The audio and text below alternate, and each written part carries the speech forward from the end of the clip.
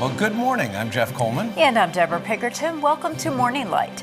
The 2025 Super Bowl champs, the Philadelphia Eagles, they visited the White House yesterday. That's when you know you made it. Yeah, how exciting for them. Jalen Hurts, though, was one of a number of players who did not attend. How exciting for them. Go Birds. Yeah. Absolutely. Well, in just a minute, our Morning Light panel will discuss a dark and sophisticated form of human trafficking and what's being done to stop them. But first, here's a preview of what's coming up later in the show. We first introduced you to singer-songwriter Cristabelle Braden last month. She is a traumatic brain injury survivor who created a nonprofit to help others. Plus, she will share the song that inspired the name of the nonprofit, Hope Survives. And you're going to be singing with Cristabelle, right? I think I will not be, but we will hear her sing. Maybe next time. Yeah. Well, maybe this has happened to you. A one-line text message with a twist. Are we still meeting for lunch this afternoon, Sandy? Of course, your name isn't Sandy, and there's no lunch on the calendar, so you correct the texter. It's not Sandy. You must have the wrong number. With that, the scammer's hook has been set. That is really unbelievable because in the past 2 weeks, I have received texts from people I have no idea who it is. And you gave them money. I did not. I deleted it and reported it as junk. Very good. But took a picture of it too. A wise woman. Yeah. Well, the scammer's ultimate goal is to line by line collect information, build trust, and trade photos. Eventually, you're talking bank accounts and moving the conversation offline. But there's an even darker side to the digital deceit: human trafficking. Thousands of workers from developing countries are lured by a promise of salaries and stability, and they're turned into digital slaves, forced to scam the vulnerable in places like the United States. I think that is one of the most heartbreaking forms of human slavery, to realize that 8,000 miles around the world, somebody is in slavery talking to you, trying to get your money. Yeah, very scary. Yeah.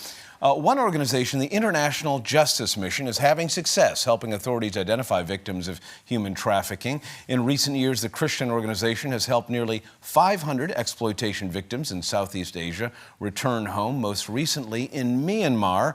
IJM says workers are threatened with violent punishment, beatings, and are constantly monitored. Is it time, though, Debra, for churches and church leaders to be more vocal in the fight against global human traffickers? And why do we fall for scams promising riches or relationship in the first place? Our Morning Light panel will tackle this difficult topic this morning, but it's one that is so very relevant. By the way, welcome, Cynthia, Lyons. Good to have you back. Thank you. And looking bright and cheerful. Gentlemen, next time, yellow. I thought we were supposed to wear blue. I thought blue was the order. Sorry. You wear yellow, I wear and blue. I guess. Yes. So I'm going to start with a bit of a disclosure here. First, I'm going to show you my screen from last night, my iPhone screen, which has on it a conversation, a text message between a scammer. It starts out, "You were in my contacts. Any idea where we met?" "I'm not sure," is what I reply in green. And then she says, "A lot of numbers on my old phone. I'm not sure we had contact or met in the past. I'm Vivian. What's your name?" Now, that I've had a little fun with that in my time of getting scams, and I'll spend about sometimes a half an hour having a conversation with a person. My theory is, well, I'm helping them not scam somebody else. But when I see the reality of what's going on in Myanmar, in Indonesia, in the Philippines, all throughout the developing areas of Southeast Asia, you feel a little rotten when you realize that the person that you're engaging is a slave. John, your immediate reaction to why this trend is so significant and why it's so hard for us to not just feel defensively, like, hey, they want to take my money, and realize that there's a human being on the other end of that scam who is in chains, literally. Yeah, this whole issue is so difficult today. And for adults, let's start with adults. Yeah. For adults, you know, when people have something they're missing, when there's a hole in their life, and a hole a lot of people have, especially post-COVID, is connection to another human being. Mm-hmm. So, you know, if you're sitting at home and very lonely, it's desperate. And waiting for that text to come in. And keep in mind, scammers, it's not like the people who are doing it write the script. It's a script just like any other script, and the whole goal is to meet you where you're at. Mm-hmm. That's why it's so insidious. I mean, if your social media is open, so they can learn about you. Think about how much content you have out on social media and how pointed this scam could be. Had a great weekend with the grandkids. Yeah, I saw, didn't we run into each other at such and such a place? Now with the kids, Right. and for me, as Jeff knows, it translates a bunch of different ways, but sexploitation, right here at Shippensburg University, a good friend of mine, Coach Mack and his wife, Tricia, their son shot himself because he was scammed. And Live Like Levi is Tricia's, the rest of her life, it's focused on informing people. And it's the only reason I'm talking about it is because... Say that again, so the website... Live Like Levi. Live Like Levi, yes, L-E-V-I. but her drive is so other parents don't have to deal with that. So no one ever has to go to that. So we have to have the courage to have uncomfortable conversations. And the church is the place to help these kids translate these grown-up topics, to it. Again, it's insidious. Thank you for bringing up that story. It's incredible. Cynthia, how do we not think, when we find out about a scam artist out there, it seems like we pull up the drawbridges, that we just went, well, I'm going to stay off my phone, I'm not going to engage in all that. But is there a way potentially to turn that scam into something productive? Maybe praying for that person, maybe supporting the International Justice Mission or some of these other organizations. There's not many organizations out there whose full-time mission is to try to stop these folks, but it has huge implication on the communities where we live. Yeah. Well, I mean, the answer is yes to all of the questions. The first thing we should always do is offer prayer and then try to figure out how to move forward, whether that's with our own piece of life or theirs. Meaning, do we share the information with others? Hey, if you're getting this information, don't hit, don't click on that link. My kids will tell you on a regular basis, whether it was my mom or, I'm at the age now where my kids will say, don't click that link. Right.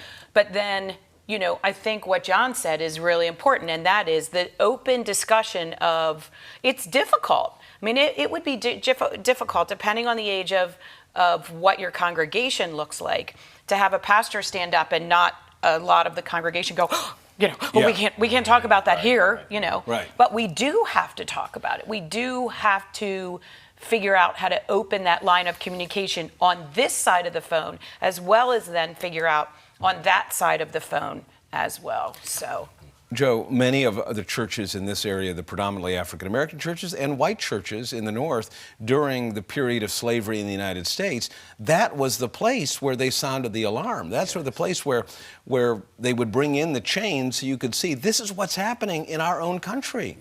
How do we make this a visceral connection between someone in Indonesia, the Philippines, Myanmar, thousands of people in a barracks, not able to leave, or else they'll be threatened, having their identities lost? How do we make this real? Well, and that's a great question. As a pastor, it's important that we have open and honest conversations, and no topic is off the table. We have to talk about everything. And one of the things I always like to point out to people is the golden rule is love your neighbor as yourself, which means if it's happening to anyone else, it's the same as it's happening to me personally. And so we have to be intentional about that. We have to educate people and let them know that this is happening, because we know that chattel slavery in America was a horrible thing, but slavery has never ceased to exist. It's just taken a different form. And just like I would be upset if it affected my community directly, I should be upset and be intentional about trying to help other people, because if it's hurting any part of humanity and affecting them, then the love of God inside of me, the love of Christ, says that I should be concerned with it, and whatever I can do to help to fight against it, or whatever the case may be, I have to be proactive. It can't be something that I'm complacent about, because we have to love our neighbors as we love ourselves and look out for the best in others. That is powerful. Cynthia, I remember when you were running for a political office and you warned people and said human trafficking is happening in our area, and you had people in your community say, hey, this is not good for the Chamber of Commerce. This is not helpful. Right. That's right. It was overreaching. It was far-reaching, was what I heard time and time again. And you can't send a letter out that says this is happening in our area or central Pennsylvania, because it's not. That's 2 years ago. And we know that this is a hub. It is. You know, it's not Myanmar. It's central PA. It's Harrisburg. highways, It's nail Lancaster. salons, It's King it's of all Prussia. kinds of- That's yeah. exactly right. So, John, I want you to give us some hope here. If you're looking at this and feeling overwhelmed, I think we may have just overwhelmed our audience with a lot of hard things. But I want us to say, well, if you've got a problem this big, how can you do what's in front of you, take an action step, without feeling overwhelmed or saying, I can't deal with that because I can't even figure out what I'm going to have for dinner? Yeah, I think these difficult subjects are the perfect kinds of issues to really for us to challenge our faith. Yes. And challenge it ourselves. Like we're like quick resolution people. We're so used to this with the phone. Make it go away. But it really is. I think to your point, Pastor, it's like, I think it's healthy for people to contemplate how those people who are slaves over there, how that relates to them on a day-to-day basis. Are they contributing to it somewhere? And then, of course, the pivot that Christ has demanded on us. Then how do we love our neighbors over in Myanmar who are in that circumstance? What step can I take? A step of furtherance, a step towards that to do something. And in this case, there's people in human trafficking you talk about is ubiquitous. I'm telling you, I ran the Pennsylvania Department of Corrections. I was sitting on a panel, and it was a show about human trafficking from prison, and I was humiliated. The first thing I said is, I'm embarrassed. I didn't know this was taking place in my own system. So a lot of what stands in the way is we don't want to acknowledge that that is happening, and we feel like we contribute to it. So I think it's really important that we do own it, and maybe a safe mechanism is to really just contemplate it in a prayerful way, meditation, prayer, maybe even a little fasting, and think about it. Take 30 seconds. Tell us, how do we pray for someone in Myanmar who we'll never meet, but who is potentially connecting with us on the phone today, and they're a slave? Definitely. We have to constantly be in prayer. We have to educate people and let people know that this is actually happening, because a lot of it's in darkness, so nobody knows it's happening. And what I'd like to say is God's love is his agape love. And agape love is love that focuses outside of ourselves. And unfortunately, a lot of people only want to get involved when it affects them directly.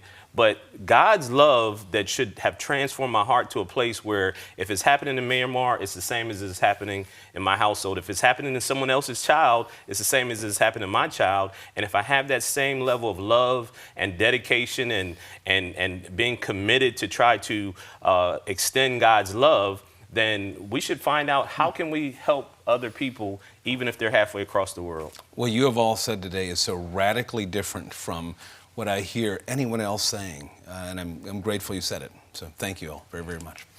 Well, Pennsylvania singer-songwriter Cristabelle Braden suffered her first traumatic brain injury at age 14. Well, that led her to create a nonprofit to help others struggling with the same condition.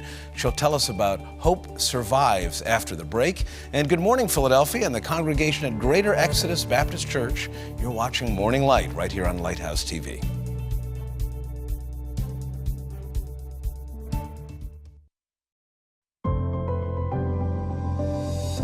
Last month, we introduced you to a Pennsylvania singer-songwriter who suffered her first traumatic brain injury at age 14. That led her to create a nonprofit called Hope Survives in an effort to support and empower other survivors. Cristabelle Braden joins me right now to talk about that. Thanks for being with us. Thank you so much for having me back. Talk to us about your brain injury, when that happened, and how that journey. Sure. So I had my first traumatic brain injury at age 14, which caused a whole bunch of struggles and symptoms. I had to relearn how to get dressed, how to take a shower.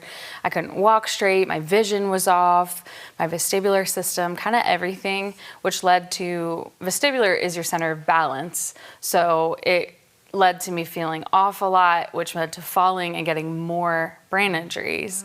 And I've also had long haul COVID, which they're now considering a type of acquired brain injury, which brought on a lot of neurological things for me as well. So it's been quite a long journey. And, you know, every time I felt like I was starting to get out of the fog, another setback would come. So, you know, most of my life I've been struggling with brain injuries. So out of this, you've decided to start a nonprofit. Talk to us about that. Yeah, so a little over 10 years ago, I actually started online brain injury support groups. I started a social media page called Hope After Head Injury in 2012, actually. Oh my goodness. And I just started posting about brain injury, and people started following it and commenting, I experienced this also, and I started to realize that we're not alone, which eventually led to support groups, Zoom groups, online connections, which grew into thousands of people all over the globe. And it became clear the Lord started to lead slowly steps towards putting more infrastructure behind it. And this year we launched a nonprofit called Hope Survives. We have a team, and we are doing support groups for people all over the globe to know that they're not alone in brain injury. And we have workshops and programs, and we're going to be hopefully expanding into a lot more over the coming years. So we're really grateful and excited. Oh, congratulations for doing that. Now, you described your symptoms. What are some of the typical symptoms for brain injury patients? Yeah, so brain injury is very misunderstood because you can't see it on the outside. Like, you can't tell by looking at me that I struggle. I'm actually I had a flare up this week, so I'm actually struggling a little bit to stay upright right now. And so it's like, you can't see that on the outside though, right? So brain injuries are anywhere from concussions, a lot of sports concussions, to stroke, to acquired brain injuries, lack of oxygen, overdose. Also traumatic brain injuries, car accidents, and falls are the #1 cause of brain injury. So many of the symptoms include cognitive struggles, executive functioning, memory loss, balance. It can cause hormonal dysfunction. It can cause autonomic dysfunction. Pretty much everything the brain controls in the body, which is everything, a brain injury can knock off. Wow, so certainly a wide gamut. Yes. So how do you weave the gospel into what you're doing? Well, faith was everything to me. Psalm 23 is one of my favorite Psalms. The Lord is my shepherd, right? I shall not want. And through that dark valley, and very literally, it felt very dark with the brain injury. Not only depression and anxiety are very high in brain injury survivors, and also light sensitivity. So you feel like you're in darkness a lot because you can't tolerate light. So the Lord He was with me. And I love this is called morning light, right? Like, He was my light. And so trusting Him and moving forward, I started those online support groups, and people started sharing about their faith in the groups. And the one group that was mostly about symptoms and struggles, I realized there was a need for something else. So we started an online Bible study group about 5 years ago for brain injury survivors, which has now grown into, we have faith-based support groups and online Bible studies for brain injury survivors and their family members. What difference do you hope to make? I want everyone who's had a brain injury to know they're not alone. Our vision statement for Hope Survives is that every survivor of brain injury and every member of their family are seen and loved and valued and understood and heard. I want people, not only the person who went through the brain injury, but also their siblings, their parents, their children, their spouses, to know that you're not alone and that this journey feels very isolating, but you're not the only ones going through it. So my hope is people know the love of Christ, but also know that, God is with them and they're not alone, and we are with them and they're not alone. And support is needed. You do need your family support, and they may not understand exactly what you're going through. Yeah, and that's our hope, is to help educate families. We have a new group called Hope for Couples, where we're helping couples, because the divorce rate after brain injury is quite high, and the divorce rate of parents whose children have had a brain injury is quite high. And so we are trying to help families to go through this together and help brain injury survivors to have sustainable relationships, to know that even though your cognition and the way you interact with people in the world is affected, that there is hope to continue forward, that you are not alone and the brain injury doesn't define who you are. Yeah, absolutely. Thank you for sharing your journey. We do need to take a break, but coming up, Cristabelle is going to perform a song based on this nonprofit called Hope Survives. Stay with us. We are back in 1 minute.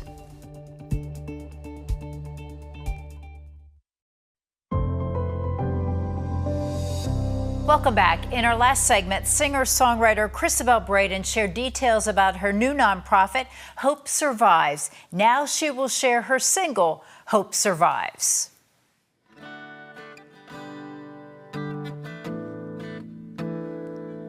The day is over, you start to crash.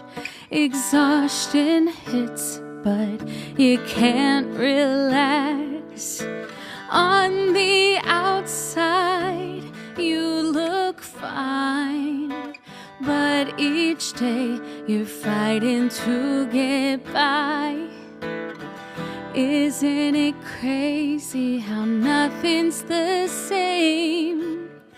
In just one moment, everything changed. With a little hope, you can make it through today. With a little faith, someday you'll get through the pain. Just a little love is enough to light the way through your darkest night. Hope survives. Hope survives.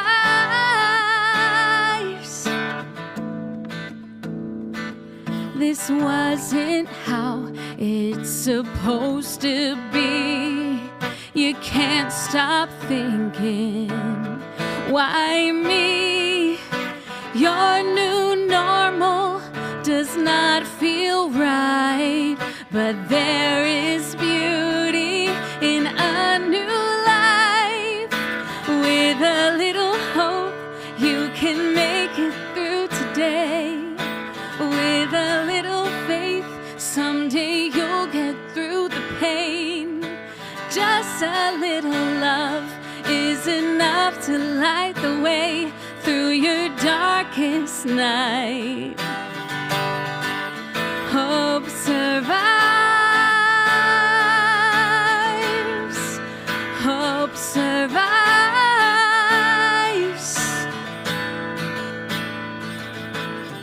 Hope is an anchor for your soul. Just hold on. Look how far you've come. Please know you are not alone. You are not alone.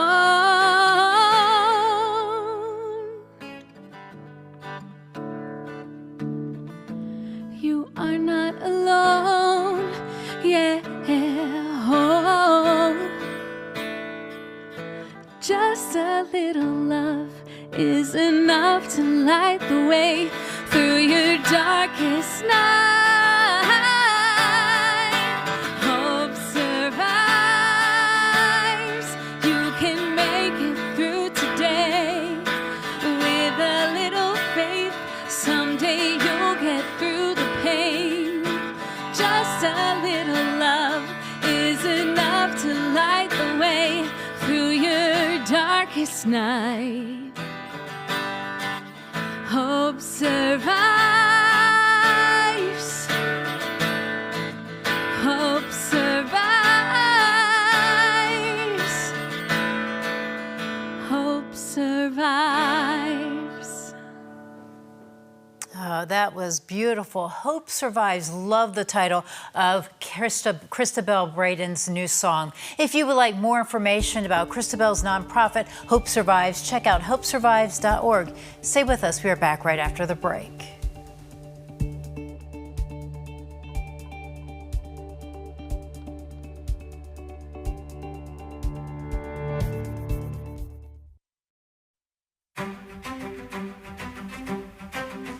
Welcome back. Coming up tomorrow on Morning Light. So what does the Bible say about sex? Although this topic can be sensitive to some, it is incredibly important. The Bible has a lot to say about sexuality, love, and intimacy, and it guides us to understand how these aspects fit within the divine plan for relationships. We will talk with a man who had struggled with same-sex attraction. He will share how the Bible has made a difference in his life. And that's a look at what's coming up tomorrow, Morning Light. Now, Jeff, your closing thoughts. Well, thank you, Debra. Well, 7 years before the first shots were fired in the Civil War, a Pennsylvania pastor, John Miller Dickey, and his wife, Sarah, saw a dream realized: the creation of a university that gave free African-American men exceptional theological and scientific training to be ministers and missionaries and educators. And so on this very day, April 29th, 1854, Pennsylvania granted the official charter to the Ashman Institute. Later, it would be renamed for the author of the Emancipation Proclamation, a name it carries to this day, Lincoln University.